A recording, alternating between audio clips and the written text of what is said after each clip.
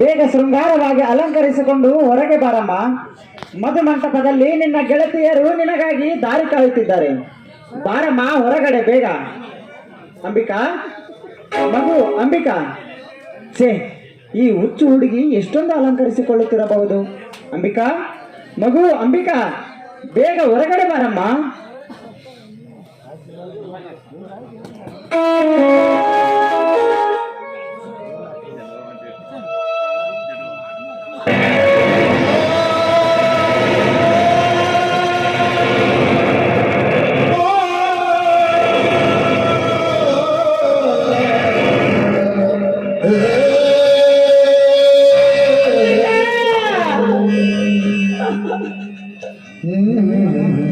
ಅಂಬಿಕಾ, ಎಂತ ಅನಾಹುತವನ್ನು ಮಾಡಿಕೊಂಡೆ ಮಗಳೇ.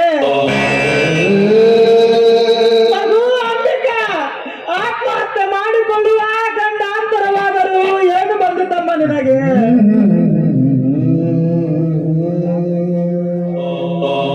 ಮಗು ಅಂಬಿಕಾ, ಮದುವೆಯ ದಿವಸ ನನಗೆ ಎಂತ ಮೋಸವನ್ನು ಮಾಡಿ ಹೋಗಿಬಿಟ್ಟು ಮಗಳೇ.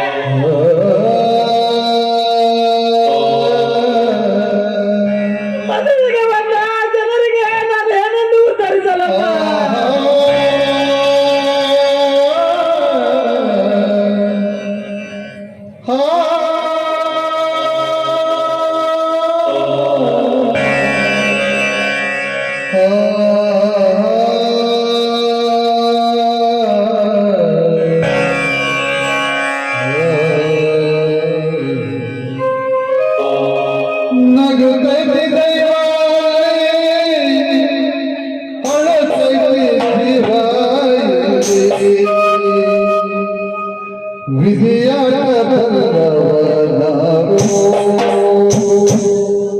ಮಗು ಅಂಬಿಕಾ, ಆತ್ಮಹತ್ಯೆ ಮಾಡಿಕೊಳ್ಳುವ ಆಪತ್ತಾದರೂ ನಿನ್ನ ಮನಸ್ಸಲ್ಲಿ ಏನು ತುಂಬಿತಮ್ಮ?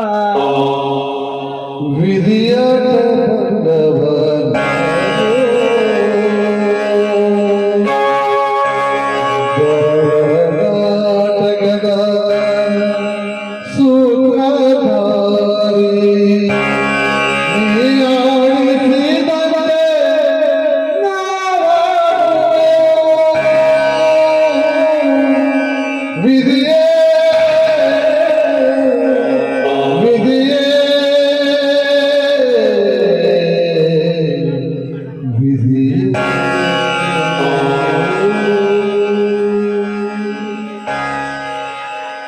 ಅಂಬಿಕಾ, ಆತ್ಮಹತ್ಯೆ ಮಾಡಿಕೊಳ್ಳುವ ಮನಸ್ಸಾದರೂ ನಿನಗೆ ಹೇಗೆ ಬಂತಮ್ಮ?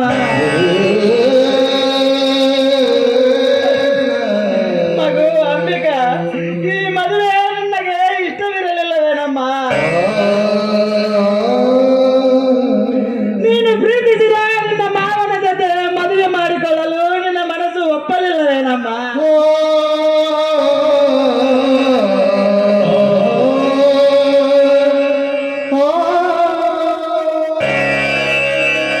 ಮಗು ಅಂಬಿಕಾ, ಈ ನಿನ್ನ ಹೆತ್ತಪ್ಪ ನಿನಗೇನಾದರೂ ಮೋಸ ಮಾಡಿದಾನೆ?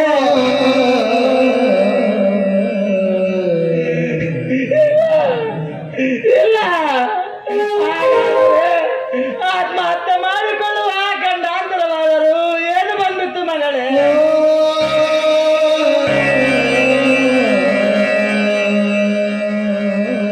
ನಿನ್ನೆ ಮಲಗುವಾಗ ಮತ್ತೆ ರಾತ್ರಿಯವರೆಗೂ ಹೇಳಿದೆ, ಅಪ್ಪ ನಾಳೆ ನಾನು ಮದುಮಗಳಾಗಿ ಮಧು ಮಂಟಪದಲ್ಲಿ ಕೂಡುತ್ತೇನೆ ಎಂದು.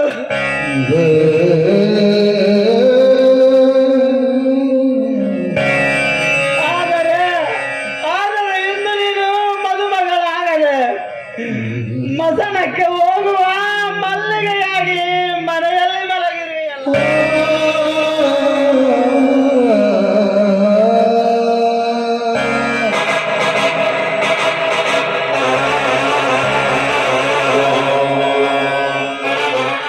ಪ್ರೀತಿಯ ಹೆತ್ತಪ್ಪನಾದ ರುದ್ರಪ್ಪನಿಗೆ ನಿಮ್ಮ ಮುದ್ದು ಮಗಳಾದ ಅಂಬಿಕಾ ತಿಳಿಸುವುದೇನೆಂದರೆ, ಹೆತ್ತ ತಾಯಿ ತೀರಿ ಹೋದ ಮೇಲೆ ನನ್ನನ್ನು ಮುದ್ದಾಗಿ ಬೆಳೆಸಿ ನನಗೆ ವಿದ್ಯಾಭ್ಯಾಸ ಕಲಿಸಿದಿರಿ. ನನ್ನ ಒಪ್ಪಿಗೆಯಂತೆ ನನ್ನ ಪ್ರಿಯತಮರೊಂದಿಗೆ ಮದುವೆ ಮಾಡಲು ಮುಂದಾದಿರಿ. ಈ ಉಪಕಾರ ನಾನು ಯಾವತ್ತೂ ಮರೆಯಲಾರೆ. ಆದರೆ ಮದುವೆ ಮೊದಲ ದಿವಸ ನನ್ನ ಜೀವನದಲ್ಲಿ ನಡೆಯಲಾರದ ಘಟನೆ ನಡೆದು ಹೋಯಿತು. ಮನೆಯಲ್ಲಿ ನೀವು ಯಾರೂ ಇರಲಿಲ್ಲ. ಯಾರೂ ಇಲ್ಲದ ಸಮಯದಲ್ಲಿ ಈ ಊರಿನ ನ್ಯಾಯಾಧೀಶ ಎನಿಸಿಕೊಂಡಿರೋ ಧನರಾಜ್ ಧಣಿಯ ಮಗ ಮಹಾಂತೇಶ ನಮ್ಮ ಮನೆಗೆ ಬಂದು ಕಾಮದ ಕೆಟ್ಟ ವಿಚಾರದಲ್ಲಿ ಶೀಲವೆಂಬ ಹಾಲಿನಲ್ಲಿ ಹುಳಿಯನ್ನ ಹಿಂಡಿದ.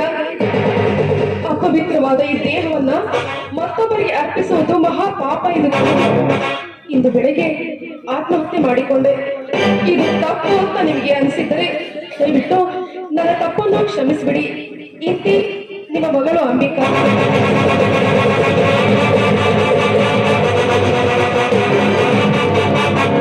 ಮದುವೆಯನ್ನು ಮಾಡಿಕೊಂಡು ಗಂಡನ ಮನೆಗೆ ಹೋಗಬೇಕಾಗಿರುವ ನನ್ನ ಮಗಳನ್ನು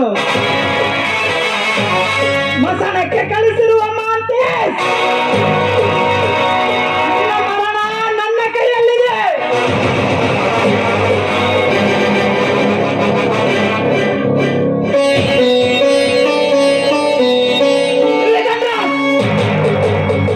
ನೀವು ಮದುವೆಗೆ ಬರುವ ಮಾನವಂತರು ಅಲ್ಲ,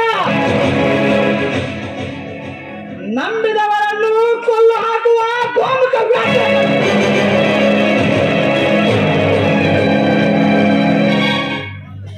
ರುದ್ರ, ಹೇ ರುದ್ರ,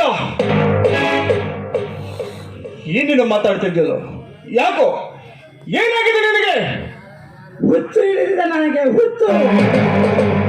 ಎಚ್ಚರ ಹೇಳುವವರ ಮನೆಯಲ್ಲಿ ಹುಚ್ಚನಾಗಿ ದುಡಿದಿರುವೆನಲ್ಲ, ಕಿಚ್ಚು ತಾಳಲಾರದೆ ಹುಚ್ಚನಾಗಿರುವೆ ಈಗ. ರುದ್ರ, ನಿನ್ನ ಮಾತು ನಮಗೆ ಅರ್ಥ ಆಗ್ತಾ ಇಲ್ಲ. ಏನ್ ಮಾತಾಡ್ತಾ ಇದೀಯ ನೀನು? ನಮ್ಮನ್ನ ಕಂಡರೆ ಗೌರವದಿಂದ ಮಾತಾಡಿಸ್ತಾ ಇದ್ದವು ನೀನು. ಇವತ್ತು ಏಕವಚನದಿಂದ ಮಾತಾಡಿಸ್ತಾ ಇದೆಯಲ್ಲ, ಅಂಥ ತಪ್ಪು ನಮ್ಮಿಂದ ಏನಾಗಿದೆ? ರುದ್ರ, ಇವತ್ತು ನಿನ್ನ ಮಗಳ ಮದುವೆ ಅಲ್ವೇ? ಮದುವೆ ಮದುವೆ ಎಂಬ ಮೂರಕ್ಷರ ಮುಗಿದು ಹೋಯಿತು ತಾಯಿ, ಮುಗಿದು ಹೋಯಿತು. ರುದ್ರ, ಮದುಮಗಳಾಗಿ ಮದುವೆ ಮಾಡಿಕೊಳ್ಳಬೇಕಾದ ನನ್ನ ಮಗಳು ಮನೆಯಲ್ಲಿ ಮಲಗಿದ್ದಾಳೆ. ಏನ್ ಹೇಳ್ತಾ ಇದ್ದೆ ನೀನು? ನೀ ಮಾತನಾಡುವನು ರುದ್ರನೋ ಅಥವಾ ಬೇರೆ ಯಾರಾದರೂ? ಏನಾಗಿದೆ ನಿನ್ನ ಮಗಳಿಗೆ? ನನ್ನ ಮಗಳು ಆತ್ಮಹತ್ಯೆ ಮಾಡಿಕೊಂಡಿದ್ದಾಳೆ.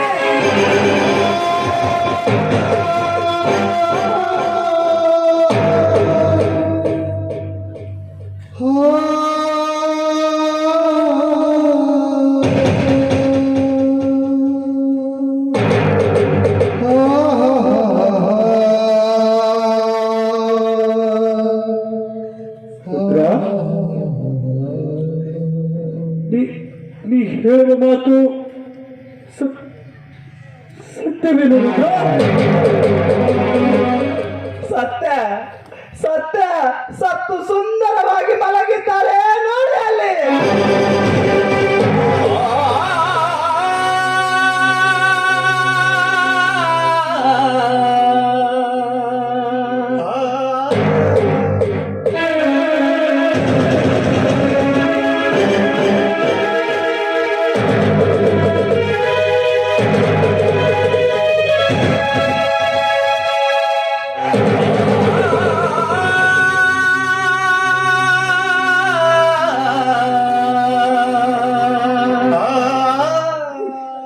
ರುದ್ರ, ಹೇ ರುದ್ರ, ನಿನ್ನ ಮಗಳು ಆತ್ಮಹತ್ಯೆ ಮಾಡಿಕೊಳ್ಳುವಂತ ಪಾಪವಾದರೂ ಏನು ಮಾಡಿದಳು? ಆತ್ಮಹತ್ಯೆಗೆ ಕೈ ಹಾಕುವ ಆಪತ್ತಾದರೂ ಏನಾಗಿತ್ತು ನಿನ್ನ ಮಗಳಿಗೆ? ಯಾವ ಅವಮಾನಕ್ಕಾಗಿ ನಿನ್ನ ಮಗಳು ಆತ್ಮಹತ್ಯೆ ಮಾಡಿಕೊಂಡಿದ್ದಳು?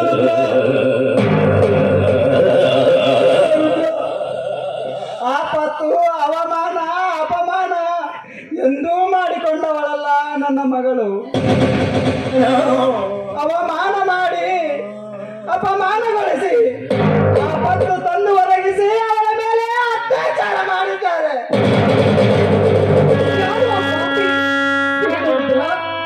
ಯಾರವನು? ರುದ್ರ, ನಿನ್ನ ಮಗಳ ಮೇಲೆ ಅತ್ಯಾಚಾರನ? ಹೇ ರುದ್ರ,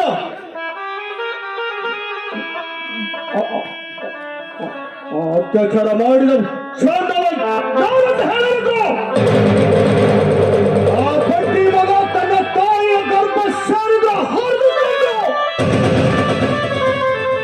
ಸಣ್ಣ ಕಡ್ದ 10 ಕಾಗೆಗಳಿಗೆ ಸಿಗ್ತೇನೆ. ಹೇಳಿರುದ್ದ ನಾನವನು. ಆ ಕುಲಪಾತಕ ಬೇರೆ ಯಾರು ಅಲ್ಲ, ಮತ್ತೆ ನಿಮ್ಮಿಬ್ಬರ ಉದರದಲ್ಲಿ ಜನಿಸಿದ ನಿಮ್ಮ ಮಗ ಮಾಂತೇಶ.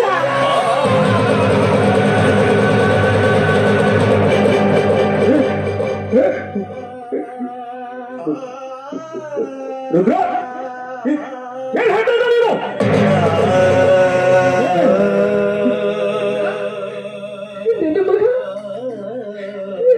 ನನ್ನ ಮಗ ಇಂಥ ಕೆಲಸ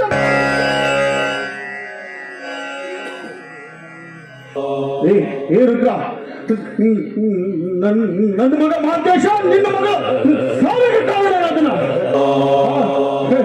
ನೀನ್ ಹೇಳ್ತಿರೋದು ಸತ್ಯ ಏನೋ ರುದ್ರ?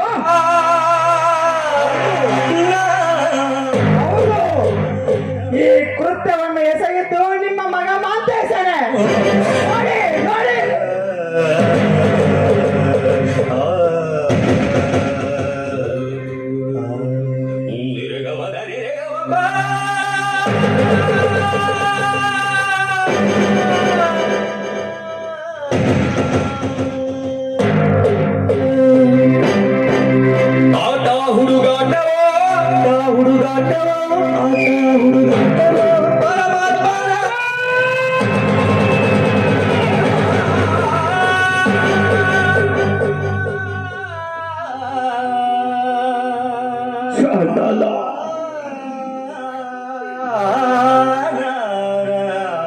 ನ್ಯಾಯ ನೀತಿ ಧರ್ಮವನ್ನು ಎತ್ತಿ ಹಿಡಿದ ಶ್ರೀಗಂಧ ಮನೆತನದಲ್ಲಿ ಹುಟ್ಟಿದ ನೀನೊಂದು 10 ಜನರಿಗೆ ಪಾಠ ಪ್ರವರ್ತನೆ ಮಾಡುವ ಶಿವಶರಣರ ಹಕ್ಕಿಯಾಗುತ್ತೀ ಅಂತ ನಾನು ತಿಳಿದುಕೊಂಡಿದ್ದೆ. ಕಂಡವರ ಮಾತು ಕೇಳಿ ಕಟಕರ ಹೀರಿನಂತೆ ಕಂಡವರ ಹಸಿರು ಮಾಂಸಕ್ಕೆನ್ನುವ ಹರಡ ಹದ್ದು ನೀನಾದೆ.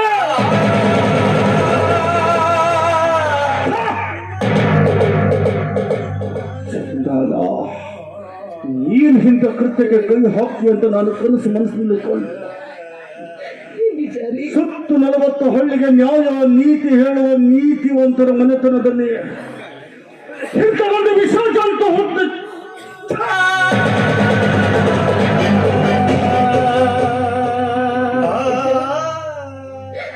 ನೀನಿಂತ ಕೆಲಸ ಮಾಡ್ತೀಯ ಅಂತ ನಾವು ಕನಸು ಮನಸ್ಸಿನಲ್ಲಿ ನೆನೆಸಿಲ್ವಲ್ಲೋ. ಯಾರೂ ನೆನೆಸಿರಲಿಲ್ಲ ಈ ಸನ್ನಿವೇಶವನ್ನು. ಕನಸನ್ನು ನನಸು ಮಾಡಿಕೊಂಡು ಹೋದವನು ಇಲ್ಲಿಲ್ಲ. ಈಗ ಇಲ್ಲಿ ಉಳಿದವರು ನಾವು 3 ಜನ ಮಾತ್ರ. ನೋಡಿ, ಈ ಸುಂದರವಾದ ಸನ್ನಿವೇಶವನ್ನು ನೋಡಿ ನೀವು ಕಣ್ಣು ತುಂಬಿಕೊಳ್ಳಿ. ಯಾಕೆಂದರೆ ಮತ್ತೆ ಸಿಗಲಾರದು ಇಂಥ ಸುಂದರವಾದ ಸನ್ನಿವೇಶ. ಬಡವನ ಮನೆ ಹಾಳಾದರೆ ಭತ್ತ ಬೆಳೆಯುವವರ ಮನೆಗೆ ಕೊಪ್ಪು ಬರುವುದು.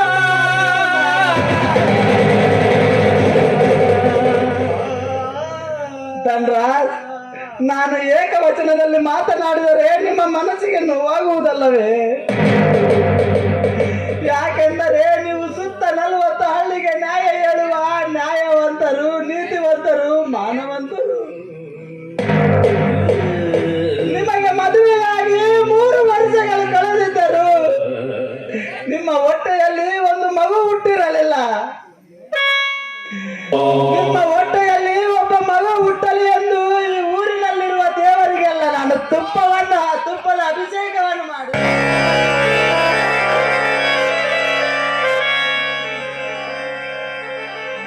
ಆದರೆ ನಿಮ್ಮ ಮಗ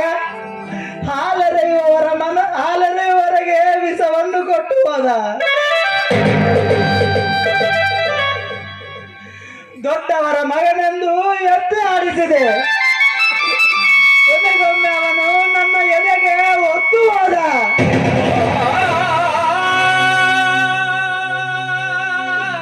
ಮಾನವಂತರ ಮನೆತನವೆಂದು ನಾನೆಷ್ಟೇ ನಿಷ್ಠೆಯಿಂದ ದುಡಿದದಕ್ಕೆ ನೀವು ಒಳ್ಳೆಯ ಪ್ರತಿಫಲವನ್ನೇ ನೀಡುತ್ತೀರಿ. ನಾನಿದನ್ನು ಯಾವ ಜನ್ಮದಲ್ಲಿ ತೀರಿಸಿಕೊಳ್ಳಬೇಕು? ಧನ್ರಾಜ್, ನಾನು ನಿಮಗೆ ಇನ್ನೊಮ್ಮೆ ಮಾತನ್ನು ಹೇಳುತ್ತೆ, ನೆನಪಿದೆಯಾ? ದುಡಿಯುವವರ ಮನೆಯಲ್ಲಿ ಆಳು ಮಗ ಎಂದು ಯಜಮಾನ ಆಗಲಾರನೆಂದು. ಯಜಮಾನನೇ ಆಗ್ತಾನೆ, ಆಳು ಮಗನೇ ಆಗ್ತಾನೆ. ಕೊನೆಗೂ ಈ ಆಳು ಮಗನನ್ನು ಹಾಳು ಮಾಡಿಬಿಟ್ರಿ.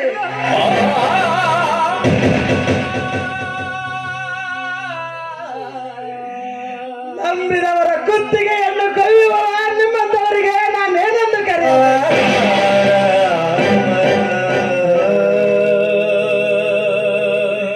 ನಂಬಿಕಸ್ತರ ಕುತ್ತಿಗೆ ಕೊಯ್ಯುವ ಮಹತ್ತಾಯಿಗಂಡ್ರಂತ ಕರಿಬೇಕು.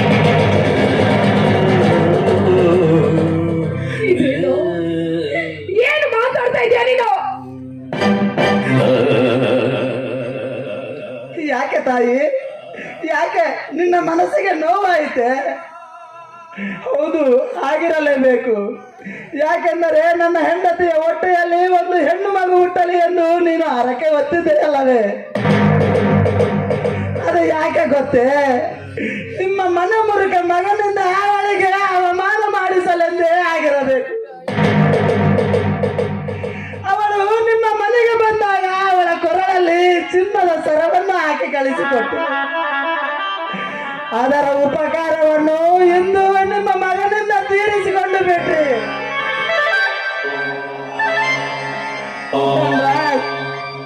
ಧನ್ರಾಜ್, ಮಾತನಾಡಿ. ಯಾಕೆ ಮೌನವಾಗಿ ನಿಂತು ಬಿಟ್ಟಿಯಲ್ಲ? ಮಾತನಾಡುವ ನಾಲಿಗೆ ನಾಚಿಕೊಂಡಿದ್ದೆ, ಧೈರ್ಯ ಎದರಿಕೊಂಡಿದ್ದೆ. ಇಲ್ಲ, ಮಾತನಾಡುವ ರೀತಿ ತಪ್ಪಿ ಹೋಯಿತೆ. ಧನ್ರಾಜ್, ನೀವು ಈ ಸುತ್ತ 40 ಹಳ್ಳಿಗೆ ನ್ಯಾಯ ಹೇಳುವ ನ್ಯಾಯವಂತರು, ನೀತಿವಂತರು, ಮಾನವಂತರು. ಆದರೆ ಮಾನವಂತರ ಮನೆಯ ಅಂಗಳದಲ್ಲಿ ಹಾವೊಂದು ಉತ್ತು ಮಾಡಿತ್ತು, ಅದು ನಿಮಗೆ ಗೊತ್ತಾಗಲಿಲ್ಲ. ಸುತ್ತ 40 ಹಳ್ಳಿಗೆ ಅಮೃತವನ್ನು ನೀಡುವ ನಿಮ್ಮ ಮನೆಯ ಅಂಗಳದ ಹುತ್ತಿನಲ್ಲಿರುವ ಹಾವು ನಂಬಿದವರಿಗೆ ವಿಷವನ್ನು ಕೊಟ್ಟು ಹೋಯಿತು. ಧನ್ರಾಜ್, ಇದು ಮಾನವಂತರ ಮನೆತನದ ಕತೆ ಅಲ್ಲ,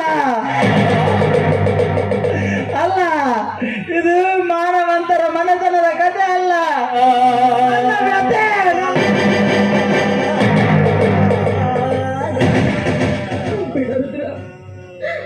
ದಯವಿಟ್ಟು ಮನ ನೋಯುವಂತೆ ಮಾತಾಡು. ನೀನು ಸ್ವಲ್ಪ ಮೌನವಾಗಿರ್ತೀನಿ. ನೀನು ಮಧ್ಯದಲ್ಲಿ ಮಾತನಾಡಬೇಡ ಮಾದೇವಿ.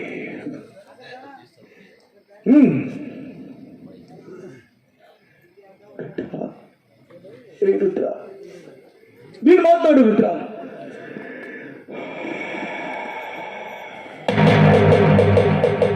ಏನೇನು ಮಾತನಾಡಬೇಕು ಅಂದ್ರೆ ಎಲ್ಲ ಮಾತನಾಡಿಬಿಡ ರುದ್ರ. ನನ್ನೊಂದು ಮಾತನಾಡುವರ ಎದುರು ಮರಳು ಮಾತನಾಡಿದರೆ ಅದು ಮಹಾಪಾಪವಾಗುತ್ತೆ. ಯಾಕೆಂದ್ರೆ ಹೆತ್ತ ಮಕ್ಕಳನ್ನು ಕಳೆದುಕೊಂಡಿರುವ ದುಃಖ ಹೊಡೆದ ಕರಳಿಗೆ ಗೊತ್ತಾಗುತ್ತದೆ ಹೊರತು ಅದು ನಿಂತು ನೋಡುವವರಿಗಲ್ಲಪ್ಪ.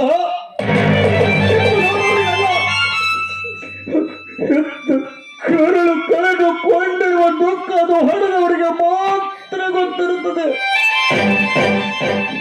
ನಿಂತು ನೋಡುವವರಿಗೆಲ್ಲ. ಮಾತಾಡೋದ್ರ ಮಾತಾಡು. ಹೇಳಿದ್ರ ನೀನೀಗ ನಮಗೆ ಮಾತಿನ ಪೆಟ್ಟಿನಿಂದ ಹೊಡೆಯುವುದಷ್ಟೇ ಅಲ್ಲ,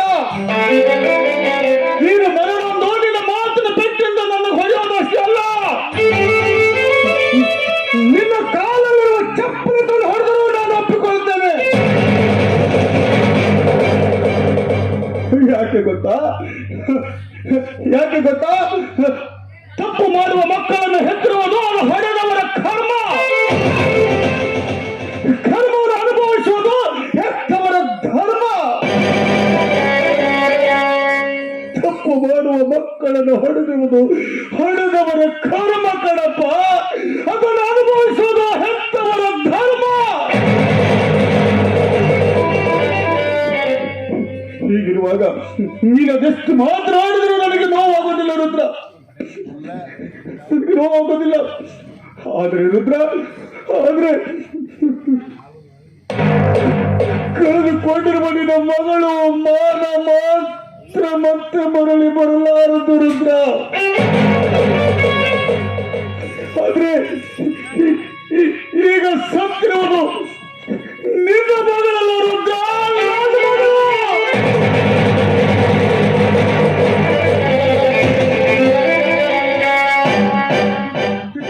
ಮದುವೆ ನಿಂತಿದ್ದು ನಿನ್ನ ಮಗಳದಲ್ಲ ರುದ್ರ, ನನ್ನ ಮಗಳದು. ಅದಕ್ಕಾಗಿ ರುದ್ರ, ರುದ್ರ, ನಿನ್ನ ಕೈ ಮುಗಿದು ಒಂದು ಭಿಕ್ಷೆ ಬೇಡ್ತೇನೆ. ಇಲ್ಲ ಅಂತ ಮಾತ್ರ ಹೇಳ್ಬೇಡ ರುದ್ರ. ಅದಕ್ಕಾಗಿ ನಾನೀಗೇನು ಮಾಡಬೇಕು? ರುದ್ರ, ನಾನು ನಿನ್ಗೊಂದು ಮಾತು ಕೇಳ್ತೀನಿ, ನಡೆಸ್ಕೊಡ್ತೀನಿ ಅಂತ ನನಗೆ ಮಾತು ಕೊಡ್ತೀಯಾ? ಆಯ್ತು, ಏನಂತ ಕೇಳಿ. ರುದ್ರ, ಸುತ್ತು 40 ಹಳ್ಳಿಯ ಜನರಲ್ಲಿ ನನ್ನ ಮನೆತನ ನ್ಯಾಯವಂತರ ಮನೆತನ, ನೀತಿವಂತರ ಮನೆತನ. ಅಂತ ನ್ಯಾಯ ನೀತಿ ಮನೆತನದಲ್ಲಿ ಇಂಥ ವಿಸರ್ಜಂತ ಹುಟ್ಟಿ ಇಂಥ ತಪ್ಪು ಮಾಡಿದೆ ಅಂತ 10 ಜನರ ಹಳ್ಳಿಯ ಜನರಿಗೆ ಗೊತ್ತಾಗಿದ್ರೆ ನನ್ನ ಮನೆತನದ ಮಾನ ಮರ್ಯಾದೆ ಮಣ್ಣು ಪಾಲಾಗುತ್ತೆ ರುದ್ರ, ಮಣ್ಣು ಪಾಲಾಗುತ್ತೆ. ಅದಕ್ಕಾಗಿ ನಿನ್ನ ಮಗಳ ಇದು ಆತ್ಮಹತ್ಯೆ ಅಲ್ಲ, ಆಕಸ್ಮಿಕ ಸಾವಂತ ಮುಚ್ಚಾಗ್ತಿರುತ್ತ. ಅದಕ್ಕೋಸ್ಕರ ನಿನ್ನ ಮಗನ ಮಾಡಿದ ಈ ತಪ್ಪನ್ನು ನಾನು ಮರೆಯಬೇಕೆ? ನನ್ನ ಮಗ ಮಾಡಿದ ತಪ್ಪನ್ನು ಮರೆಯುವಂತೆ ನಿನಗೆ ಹೇಳಲು ನಾನು ಹುಚ್ಚನಲ್ಲ ರುದ್ರ, ನಾನು ಹುಚ್ಚನಲ್ಲ. ಎತ್ತರ ತಪ್ಪು ಮಾಡಿದ ಮಗನಿಗೆ ಶಿಕ್ಷೆ ಕೊಡುವುದು ಅದು ನನಗೆ ಬಿಟ್ಟು ಕೊಡುವ ಅಂತ ಕೇಳ್ತಾ ಇದ್ದೇನೆ. ಯಾಕಂದ್ರೆ ಸತ್ತು 40 ಹಳ್ಳಿಯ ಜನರ ಸಮಸ್ಯೆ ಬಗ್ಗೆ ಹೊರಿಸಿದ ನಾನು ನ್ಯಾಯ ನೀತಿ ಧರ್ಮವನ್ನು ಎತ್ತಿ ಹಿಡಿದು ನನ್ನ ಮಗ ತಪ್ಪು ಮಾಡಿದಕ್ಕೆ ಒಪ್ಪಿಕೊಂಡು ನಡೆದರೆ ಅದು ನನಗೆ ಶಿವ ಸಹಿತ ಮೆಚ್ಚಲಾರ.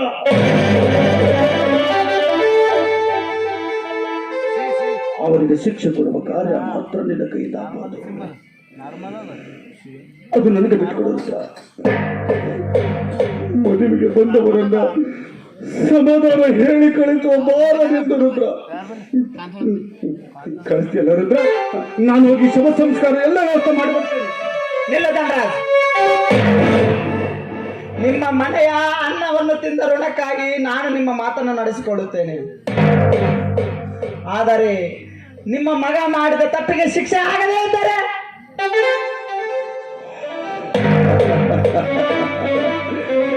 ರುದ್ರ, ನಾನು ನ್ಯಾಯವಂತರ ಮನೆತನದಲ್ಲಿ ಹುಟ್ಟಿದವನು. ಕಾದು ಮಾಡು ರುದ್ರ. ರುದ್ರ, ಇದು ಒಂದು ಮಾತ್ರ ನಿನ್ನ ಕೈ ಮುಗಿದೆ. ಇಷ್ಟಕ್ಕೂ ನಿನಗೆ ಕರುಣೆ ಬರದಿದ್ರೆ ನಿನ್ನ ಕಾಲು ಹಿಡಿದು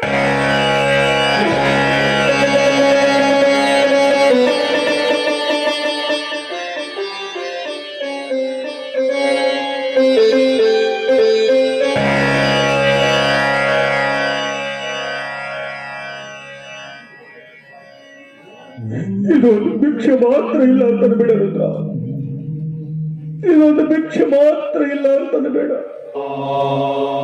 ಹೌದು ರುದ್ರ, ಇಷ್ಟೇ ಆದ್ರೂ ನೀನು ಕೂಡ ಅದೇ ಮನೆತನದಲ್ಲಿ ಬೆಳೆದಿದ್ದೀಯ. ಮಗ ಮಾಡಿದ ತಪ್ಪಿಗೆ ಇಡೀ ಮನೆತನಕ್ಕೆ ಕುಂದು ಬರೋದು ಬೇಡ. ಇದೊಂದು ಭಾರ ಹೊರೋ ಅಂತ ನಾನಿಮ್ಮಲ್ಲಿ ಈ ಕೈ ಮುಗಿದು ಬೇಡ್ಕೊಳ್ತೀನಿ. ದೇವಿ, ನಮ್ಮ ಮನೆತನದ ಮೇಲೆ ರುದ್ರನಿಗಿದ್ದಷ್ಟು ಅಭಿಮಾನ ನಿನ್ನ ಮಗ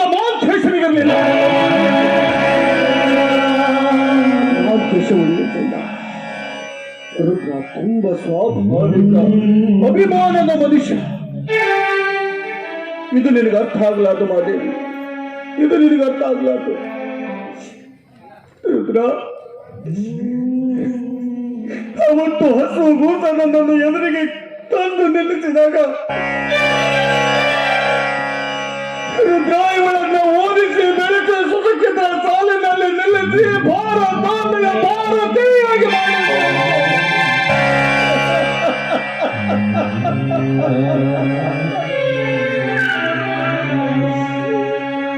ಅದೇ ನ್ಯಾಯವಂತನ ಮಾತಿನಲ್ಲಿ ನ್ಯಾಯವಂತನ ಮಗನೇ ನಿನ್ನ ಮಗಳ ಆತ್ಮಹತ್ಯೆಗೆ ಕಾರಣನಾಗಿದ್ದಲ್ಲಂದ್ರೆ ನನ್ನ ಕರುಳು ವ್ಯಕ್ತಿ ಕಿತ್ತಿ ಬರ್ತಿದೆ ರುದ್ರ.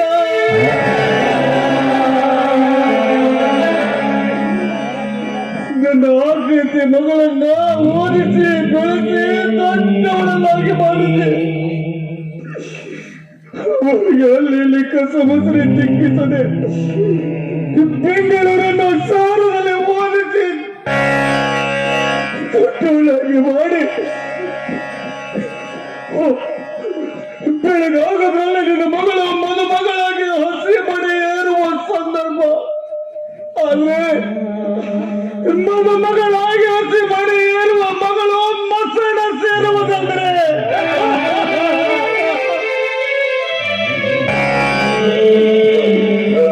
ಹಣದ ನಿನ್ನ ಕರಳಿಗೆ ಅದೆಷ್ಟು ಸಂಕಟವಾಗಿರ್ಬೇಕು ರುದ್ರ, ಅದೆಷ್ಟು ಸಂಕಟವಾಗಿರ್ಬೇಕು.